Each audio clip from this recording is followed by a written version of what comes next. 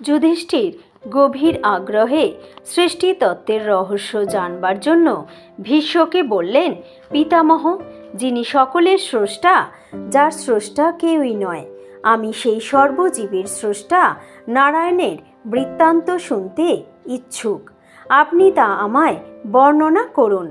ভীষ্ম যুধিষ্ঠিরের প্রশ্নের উত্তরে বললেন, আমি যমদগ্নি পুত্র পরশুরাম, দেবর্ষি নারদ ও বেদব্যাসের নিকট এই বৃত্তান্ত শুনেছি। মহর্ষি বাল্মীকি ও মার্কেন্ডেয় নারায়ণের বিষয়ে অতি সুন্দর বর্ণনা করেছেন। ভগবান পুরুষোত্তম নারায়ণ আকাশ, বায়ু, পৃথিবী, তেজ ও জল এই 5 মহাভূতের সৃষ্টি করবার পরে স্বয়ং ভগবান ক্ষীর সমুদ্রে জলের উপরে শয়ন করলেন। তিনি প্রথমে মনের মধ্যে অহংকারের সৃষ্টি করলেন।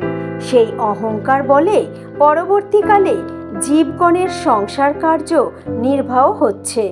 অহংকার সৃষ্টির পর ভগবান নারায়ণের নাভিদেশে সূর্যের মতো উজ্জ্বল এক পদ্মফুল ফুটে উঠল। লোকপিতামহ ব্রহ্মা নারায়ণের সেই নাভিপদ্ম থেকে আবির্ভূত হলেন। পদ্মজনী ব্রহ্মা আবির্ভূত হওয়ার সঙ্গে সঙ্গে তার উজ্জ্বলতায় চতুর্দিকে আলোকিত হয়ে উঠল। ভগবান ব্রহ্মার তমগুণ সম্পন্ন মধু নামে এক অসুর জন্মগ্রহণ করে তার উপর অত্যাচার করতে লাগল। তখন লোকপিতামহ ব্রহ্মাকে রক্ষা করার জন্য নারায়ণ ওই বিকট অসুরকে বিনাশ করলেন।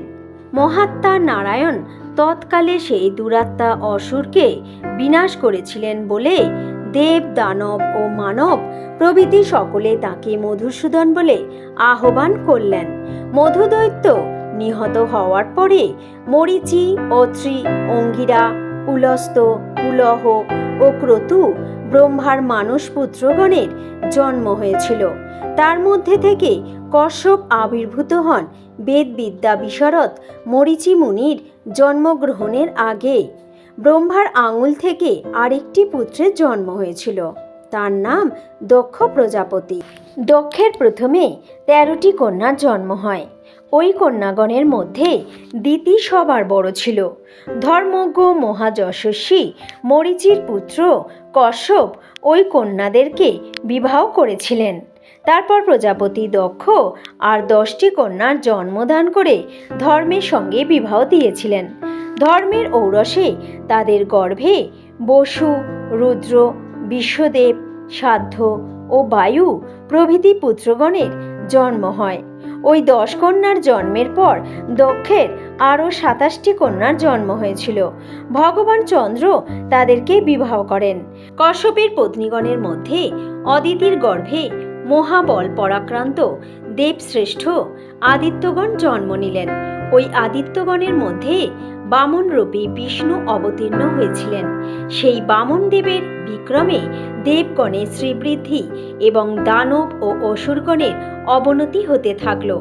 ভগবান মধুসূদন এরপর দিন, রাত্রি, কাল, ঋতু, মেঘ ও পৃথিবীর যাবতীয় স্থাবর সৃষ্টি করবার পর মুখ থেকে 100 ব্রাহ্মণ, বাহু থেকে 100 ক্ষত্রিয়, উরুদেশ থেকে 100 বৈশ্য এবং পাদদেশ থেকে 100 শূদ্রের জন্ম দিলেন।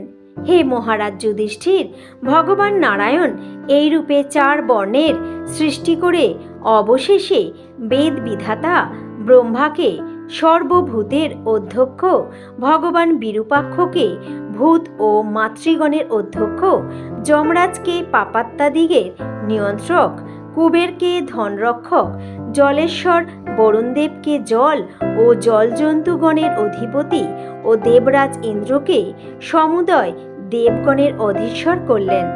ওই সময় যার যতদিন জীবিত থাকবার ইচ্ছা হতো সে ততদিন জীবিত থাকতে সমর্থ হতো। কাউকেই মৃত্যু ভয়ে শঙ্কিত থাকতে হতো না। স্ত্রী সংসর্গের আবশ্যকতাও ছিল না। ইচ্ছে করলেই লোকে সন্তান জন্ম দিতে পারতেন। ওই সময়ের নাম ছিল সত্যযুগ। সত্যযুগের পর ত্রেতা যুগেও স্ত্রী সংসর্গের প্রথা প্রচলিত ছিল না। সেই সময় লোকে কামিনীগণকে স্পর্শ করে তাদের গর্ভে পুত্রের জন্ম দিতে পারতেন।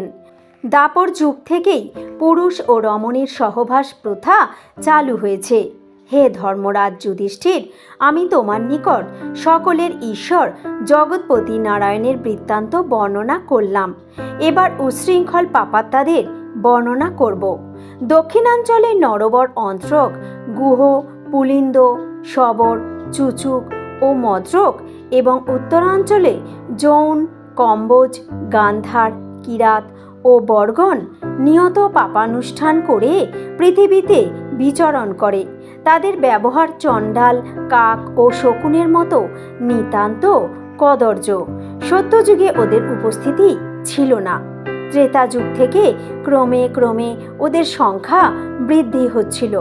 এখন ওদের সংখ্যা ভয়ঙ্করভাবে বৃদ্ধি পাওয়ার জন্য পৃথিবী একান্ত নিপীড়িত হওয়ায় ভগবান নারায়ণের ইচ্ছানুসারে ওরা যুদ্ধক্ষেত্রে এসে পরস্পরকে বিনাশ করছে।